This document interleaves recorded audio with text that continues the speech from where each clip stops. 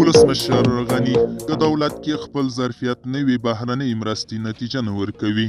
سلام، وخت مو بخیر. ولسمشر محمد اشرف غني تازه وایي که دولت د پراختیایي پروژو او مدیریت ظرفیت نه لري، بهرنۍ مرستې نتیجه نه ورکوي. ښاغلي غني ټینګار کوي چې د بهرنیو مرستو او د پراختیایي پروژو د عملي کېدو په برخه کې باید افغانستان خپل کورني ظرفیت ولري او په دې برخه کې باید پانګونه وشي.